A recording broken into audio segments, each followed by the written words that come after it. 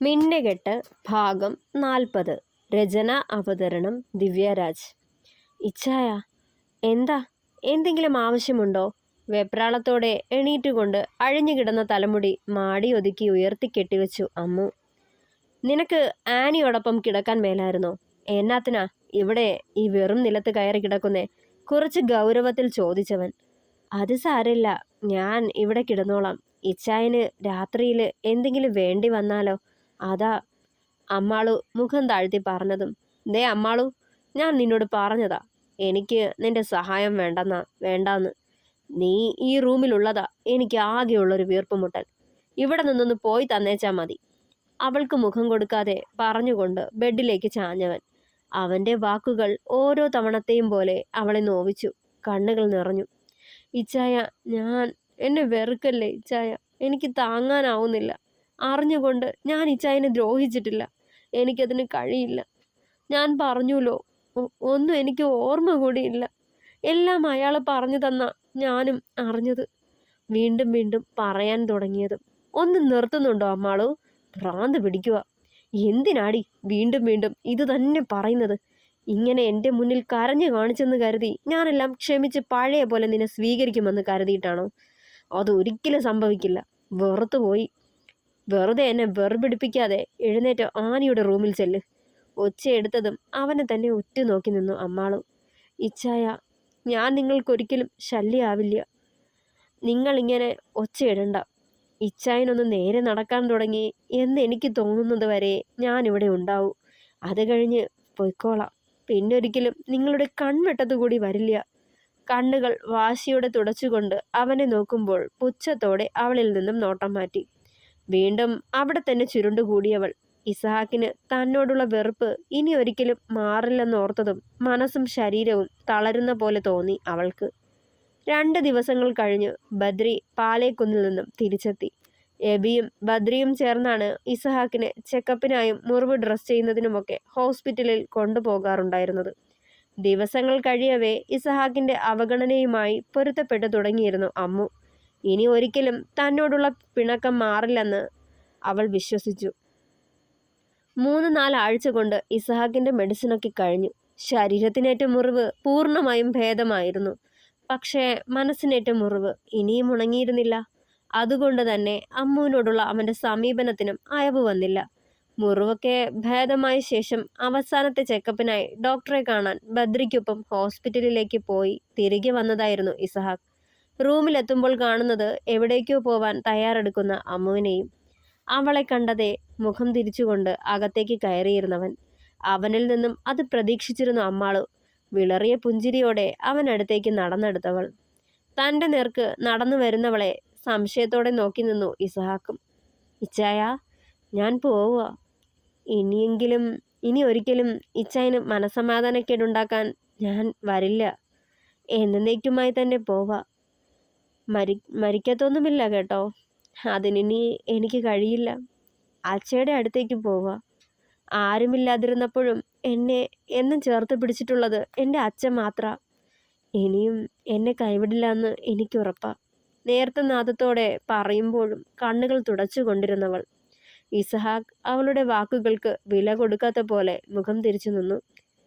ഇച്ചായൻ പറഞ്ഞതുപോലെ എന്നെ സ്നേഹിച്ചത് കൊണ്ട് മാത്രം എന്നും ഇച്ചായൻ്റെ ഭാര്യാസ്ഥാനം വേറൊരാൾക്ക് നൽകാതിരിക്കണ്ട. ഞാൻ ഇച്ചായനോട് വിശ്വാസവഞ്ചന കാട്ടിയതല്ലേ. എന്നെ ഇനിയും മനസ്സിൽ കൊണ്ട് നടക്കണ്ട. ഇഷ്ടമുള്ള ഒരാളെ ജീവിതത്തിൽ കൂടെ കൂട്ടിക്കോളൂ. ഒരവകാശവും പറഞ്ഞ് ഞാൻ വരില്ല, സത്യം. പിന്നെ എനിക്കിച്ചായനോടൊരു ദേഷ്യവുമില്ല കേട്ടോ. എന്തിനാ ദേഷ്യപ്പെടുന്നത്? തെറ്റ് ചെയ്തത് ഞാനല്ലേ? പുച്ഛത്തോടെ ചിരിച്ചവൾ. പക്ഷേ ഈ ജന്മം എനിക്കും ഇച്ചായൻ്റെ സ്ഥാനത്ത് മറ്റൊരാളെ സ്വീകരിക്കാൻ കഴിയില്ല. അത്രമാത്രം എന്നെ സ്നേഹിച്ചതാ ഇച്ചായൻ. ഇതുപോലെ എന്നെ സ്നേഹിക്കാൻ ആർക്കും കഴിയില്ല. ആരും നിങ്ങൾക്ക് പകരമാവില്ല. വിതുമ്പലടക്കി അവളത് പറയുമ്പോൾ ഇസഹാക്കിൻ്റെ കണ്ണുകൾ അവളുടെ മുഖത്ത് പതിഞ്ഞു. വല്ലാത്ത മനപ്രയാസം തോന്നി അവനും. ഇനിയും ഞാൻ ജീവിക്കും. അതിനുവേണ്ടി ഒരുപാട് നല്ല ഓർമ്മകൾ എനിക്ക് തന്നിട്ടുണ്ടല്ലോ, അത് മതി എനിക്ക്. പിന്നെ ഞാൻ ഈ കുരിശുമറ്റത്തേക്ക് ഇച്ചായൻ്റെ മണവാട്ടിയായി വരുമ്പോൾ ഒന്നും കയ്യിൽ കരുതിയിരുന്നില്ല. പക്ഷേ ഇന്ന് തിരികെ പോകുമ്പോൾ 2 കാര്യങ്ങൾ ഞാൻ കൊണ്ടുപോവാ. ഇച്ചായൻ എൻ്റെ കഴുത്തിൽ ചാർത്തിയ ഈ മിന്നുയർത്തിക്കൊണ്ട് അവനെ നോക്കി. പിന്നെ തുടർന്നു. പിന്നെ ഇച്ചായൻ എനിക്ക് തന്ന പ്രണയ സമ്മാനം, നമ്മുടെ കുഞ്ഞും. കരച്ചിലമർത്തിക്കൊണ്ട് അത് പറയുമ്പോൾ ഞെട്ടലോടെ അവളെ മുഖമുയർത്തി നോക്കി ഇസഹാക്ക്. ഒരു നിമിഷം താൻ കേട്ടത് സത്യമാണോ അതോ തൻ്റെ തോന്നലായിരുന്നോ എന്ന് പോലും ചിന്തിച്ചവൻ. അമ്മു, വിശ്വാസം വരാതെ അവളുടെ തോളിൽ കൈവച്ചവൻ ചോദ്യഭാവത്തിൽ. അതേ എന്ന് തലയാട്ടി അമ്മാളു. ഒരു നിമിഷം സന്തോഷവും അമ്പരപ്പും നിറഞ്ഞു അവൻ്റെ കണ്ണുകളിൽ. തൻ്റെ അംശത്തെ ഉദരത്തിൽ പേർന്നവളെ സ്നേഹത്തോടെ ചേർത്ത് പിടിക്കാനും ചുംബനങ്ങളാൽ പൊതിയാനും വെമ്പി ഹൃദയം. പക്ഷേ ബുദ്ധി അതിനനുവദിച്ചില്ല. എല്ലാം മറന്ന് അവളിലേക്ക് ചേരാനാകാത്ത പോലെ. വാവയുടെ അച്ഛയാന്നുള്ള പേരും പറഞ്ഞ് അവകാശവും ചോദിച്ച് ഞങ്ങൾ കുരിശുമറ്റത്തേക്ക് വരില്ല. ഇച്ചായനെ ഒരു തരത്തിലും ബുദ്ധിമുട്ടിക്കില്ല. ഞാനും എൻ്റെ വാവയും. അവളുടെ വാക്കുകളും അവൻ്റെ ഹൃദയത്തെ തളർത്തിക്കൊണ്ടിരുന്നു. എന്നിട്ടും അവളെ തടയാനോ അരുതെന്ന് വിലക്കാനോ മുതിർന്നില്ലവൻ. പോവാ ഞാൻ. ഇനിയും നിന്ന് ഇച്ചായനെ വിഷമിപ്പിക്കുന്നില്ല ഞങ്ങൾ. വിളറിയ ചിരിയോടെ പറഞ്ഞുകൊണ്ട് അവളുടെ ഉദരത്തിൽ കൈചേർത്ത് വെച്ചുകൊണ്ട് തിരിഞ്ഞ് ഡോർ ലക്ഷ്യം വെച്ച് നടക്കാൻ തുടങ്ങി അമ്മാളും. മനസ്സും ശരീരവും മരവിച്ചു നിന്നതല്ലാതെ അമ്മുവിനെ തിരികെ വിളിച്ചില്ലവൻ. അവൾ നടന്നകന്നു പോകുന്നത് കാണെ തൻ്റെ കൈക്കുമ്പിളിൽ കൊണ്ടു നടന്ന 6 മാസം പ്രായമുള്ള കുഞ്ഞി പെണ്ണിൽ നിന്നും ആ നിമിഷം വരെ അവളുമായി പങ്കുവച്ച സന്തോഷം നിറഞ്ഞ നിമിഷങ്ങൾ ഓർത്തെടുക്കുകയായിരുന്നു ഇസഹാക്ക്. ആനി, ഞാൻ അച്ഛയുടെ അടുത്തേക്ക് പോവാ. വല്യമ്മച്ചിയോടോ സോഫി ആൻറ്റിയോടോ യാത്ര പറയാൻ നിൽക്കണില്ല. പറയേണ്ടതെല്ലാം ഇച്ചായനോട് പറഞ്ഞിട്ടുണ്ട്. പോയിക്കോട്ടെ ഞാൻ. ആനിയുടെ കരങ്ങൾ പൊതിഞ്ഞു പിടിച്ചുകൊണ്ട് യാത്ര പറഞ്ഞതെ നെറ്റിച്ചുളിച്ചുകൊണ്ട് അവളെ നോക്കി ആനി. പോവാന്നോ? എവിടേക്ക്? നിനക്കെന്താ വട്ടാണോ പെണ്ണെ? വെറുതെ ഓരോ ഭ്രാന്തും വിളിച്ചു പറയാണ്ട് തിരിച്ചു കയറിപ്പോയേ.